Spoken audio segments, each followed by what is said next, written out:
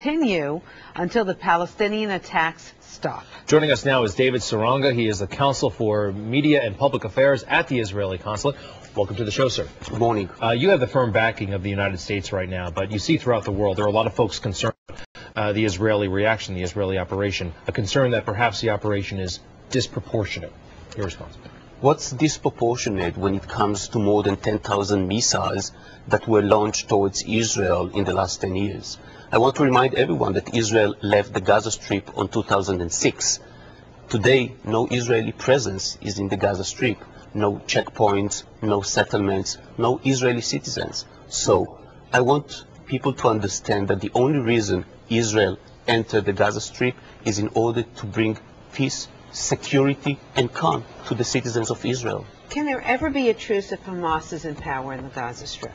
It's a good question. At the end of the day, I'm not going to decide who is going to lead the Palestinian Authority. If the Palestinians decided that they want Hamas as their leaders, it's their choice. But everyone has to understand, the Palestinians, the international community, the public opinion, that no government can accept launching missiles against its citizens, against its children, women, and so on and so forth. The timing of all of this, there are a lot of analysts, as you know, who believe that Israel chose this time because they have the firm backing of this president, President Bush, and there's some question about an Obama administration's approach to the Israeli-Palestinian conflict. Was that a factor in the timing of this operation?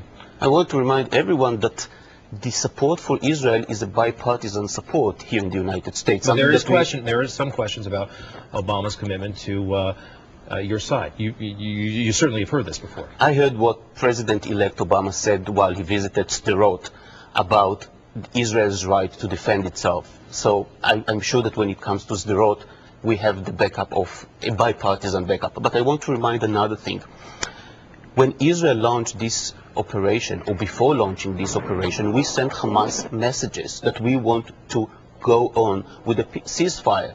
Unfortunately, Hamas wanted to provoke this conflict. So therefore, once again, we didn't want to enter Gaza. We wanted Hamas to stop launching missiles via diplomatic ways. Unfortunately, it's the Hamas who decided at the end of the day to launch this attack. Let's talk about the ground war in Gaza. It's a very risky operation, as you know, because it's a densely populated area and innocent people can get caught in the crossfire. First, you're right. It's very dangerous. You're right. It's a very density area. But at the same time, what is the alternative? What is the alternative? If we want Hamas to stop launching missiles against Israel, and they don't agree, what the Israeli government should do? The only way that we have to do is to go after the launchers, to go after the terrorists, and to try and find a way to put an end to this atrocity. There is no other way. David Saranga, thank you very much from the Israeli Consulate. A little bit later in the show, we'll hear from the Palestinian observers to the United Nations, so we'll have that side of the story as well. Thank you, sir. Appreciate it. Thank you, Counsel. All right, now time for Check on the Weather with Mike Woods. Mike. All right, Rosanna.